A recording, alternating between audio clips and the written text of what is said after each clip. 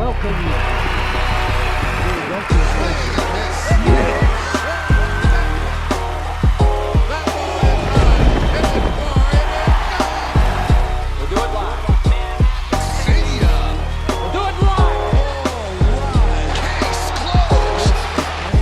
Recaps. It is your destiny.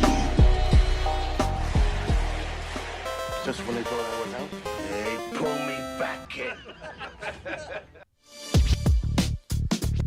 How's it going, everybody? How's it going?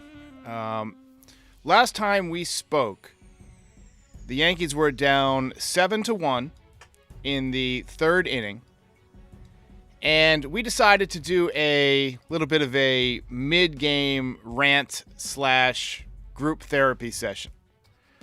But I'm sorry to say that the Yankees did not complete their comeback. In fact, it was one of their most brutal losses of the year. They struck out 18 times. what?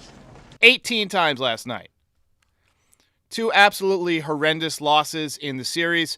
Friday night, you lose 1-0 after a 2.5-hour rain delay.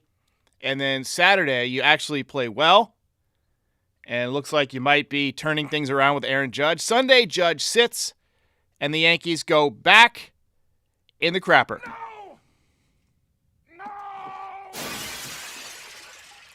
How's everybody doing? THD says hello. Anthony Garcia, hello. Lori C, Morning Crew, hello. Lord Raiden, how you doing? I think it's fair to say that this team is not going anywhere. Luis Severino has probably thrown his last pitch as a New York Yankee. I think that is pretty much clear at this point. There's no point in keeping him around. He's going to be a free agent. You're not going to re-sign him. Look, there's a lot of guys that could be moved. Harrison Bader, probably going to be traded. Gleyber Torres, IKF, maybe a few of the bullpen arms. In my opinion, pretty much everybody except for Judge and Cole and maybe Rodon and Volpe should be up for grabs. I think it's fair to say that this Yankees team has about as much chance of doing damage in the playoffs as Giancarlo Stanton has at winning the 100-meter dash in the Olympics. Other words, it's not good. It is not good. Don't fail me again. Aaron Boone uses the same cliches every night. We always have the same quote-unquote positive takeaways. Well, we got the starting pitcher's pitch count up. We made him work. Got into the bullpen. Great. Fantastic. Whoop-de-doo. Still got 2 or 3 hits most nights.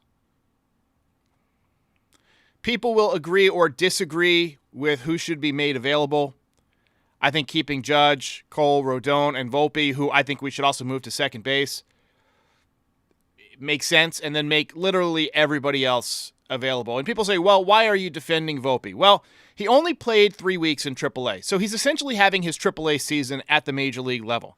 Is he doing great? Absolutely not. He's hitting 209, got 285 on base percentage, shown decent power, decent speed, 13 home runs, 19 stolen bases.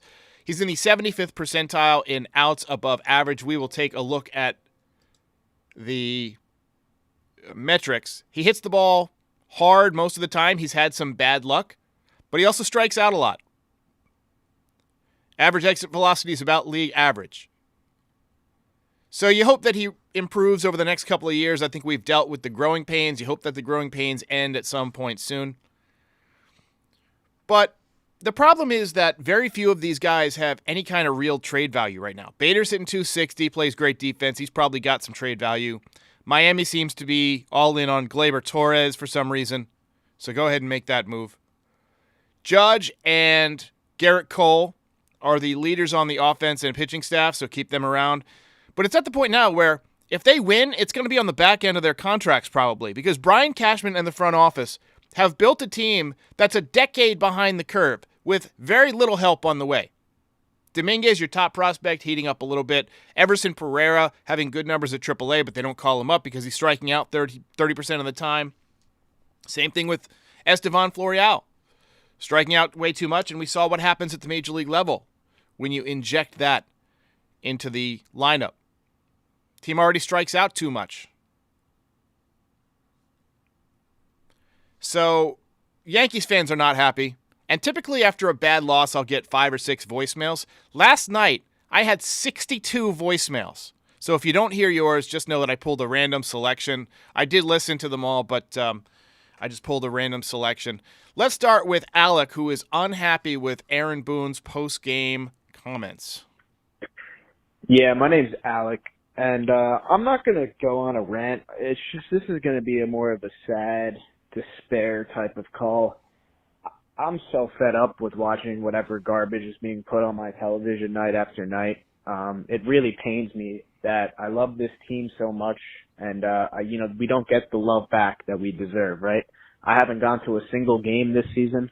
I usually go to about 5 or 10 a season, and I won't be going to one, that's for sure, anymore.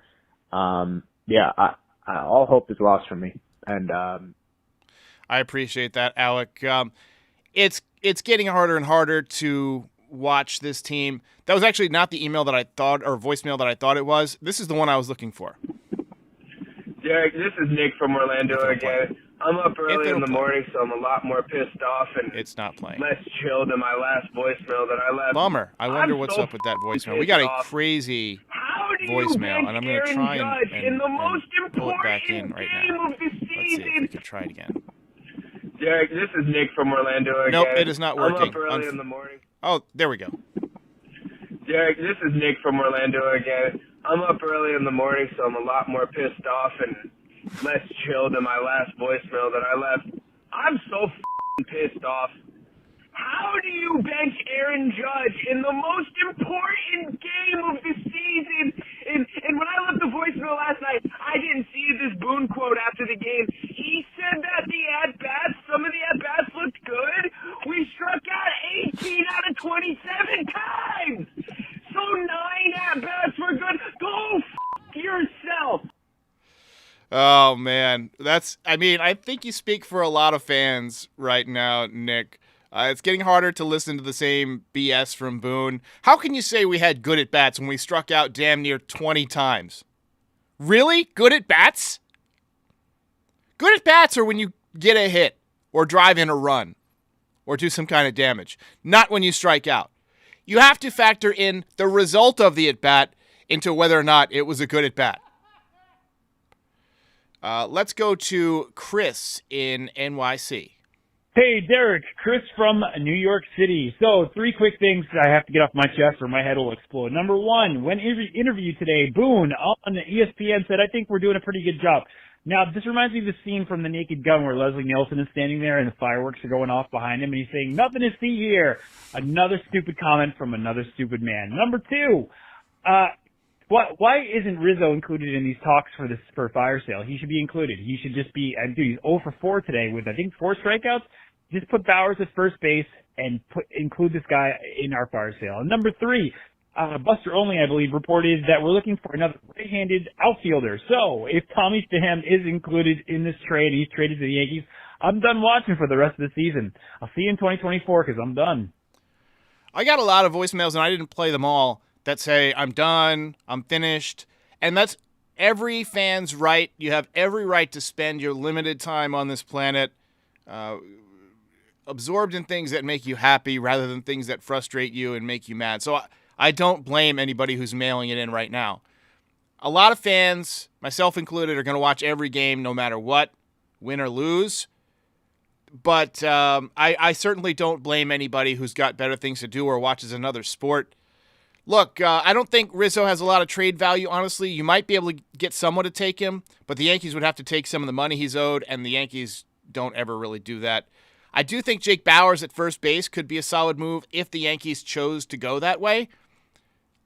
I don't know what kind of defense he's going to provide as a regular first baseman, but I do know that he's had some encouraging swings. Last night he was one of the only guys who hit. He does have 13 doubles. He's got 8 home runs in limited playing time. He's got a 794 OPS, but again, hitting .230. So he's exactly the type of player that the Yankees love. Low batting average, decent power. I just think that the Yankees need to get more guys who put the ball in play a little bit more. Hi, I'm Christina. You are such a piece of crap. You know, you are so terrible. So stupid and just so terrible. You know, a homeless man is better than you. Ha, how about that? Boom. Boom! You sound healthy.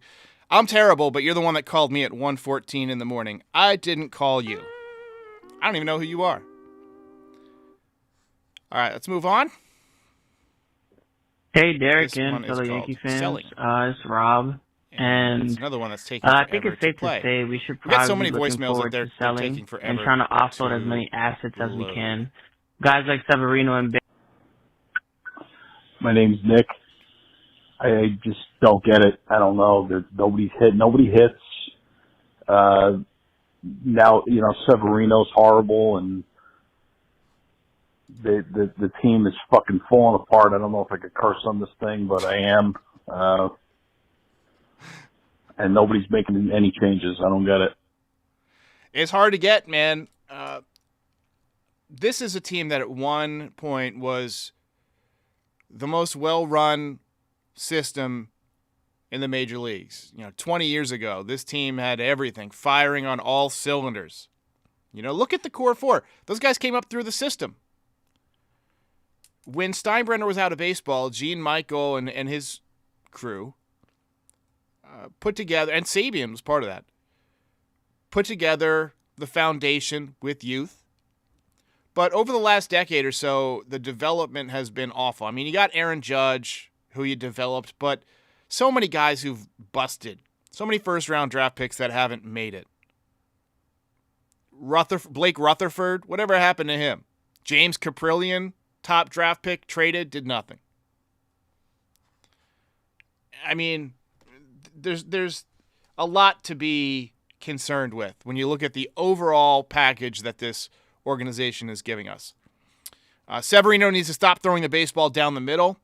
His stuff is too good for guys to be teeing off like they are. If he made quality pitches and avoided tipping his pitches, maybe he'd have some more success. My hope is that one of these teams out there knows he's tipping his pitches, knows how to fix him, and is willing to trade for him. Now, we're not going to get a ton of value for a guy who's got a 7.59 ERA, but it makes sense to try. What a disappointment his career as a Yankee has been. Huge prospect when he came up. I remember he made his debut. I think it was against Boston. 2 top 10 Cy Young Award seasons before he turned 25 years old. Then he signs that big contract, and everything went to hell. Ken from New Jersey. Derek, love the channel. Cashman's an abominable buffoon. His ego has finally turned Prince Charming into a frog. You take care of the team in the winter when a guy like Bellinger can just choose the Yankees. Now, he's off the market. Richard's off the market. Hicks is off the market. What are you going to do now? I think maybe he'll call Minnesota and trade for Joey Gallo. Idiot. No! No more Gallo. No more Gallo. He's not the answer.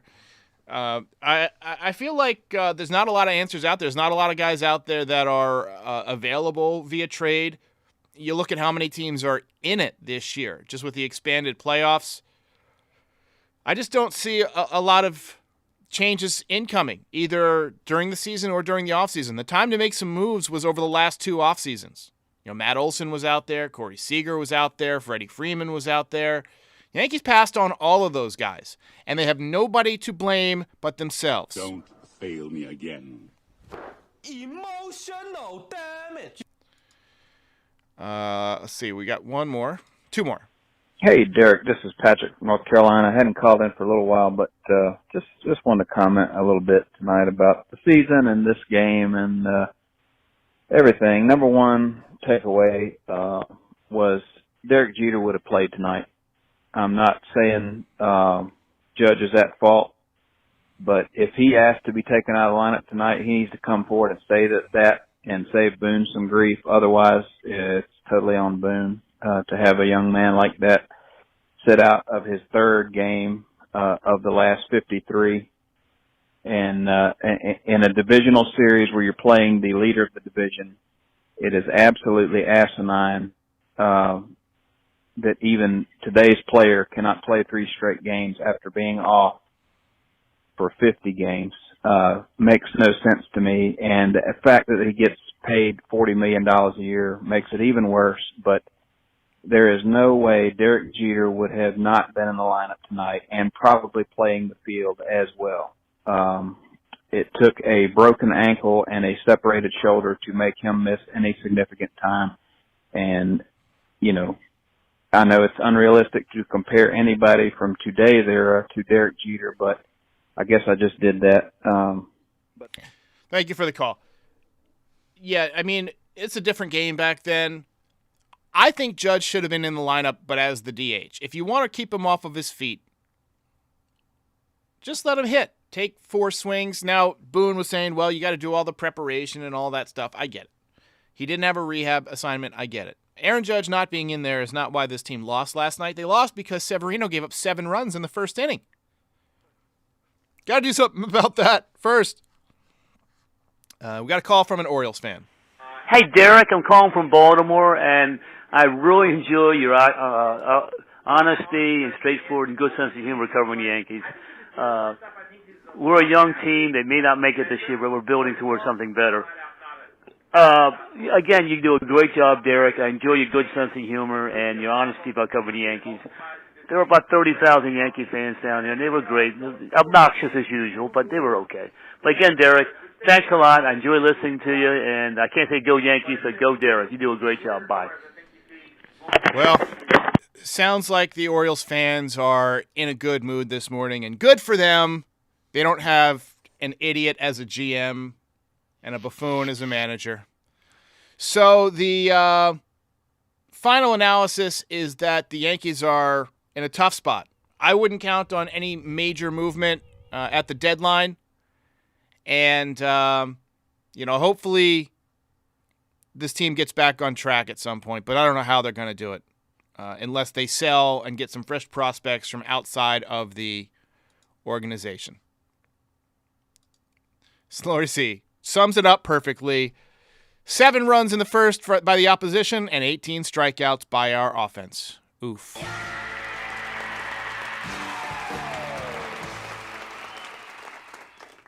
Joe S. thinks the team is purposefully tanking so that we can gut the front office.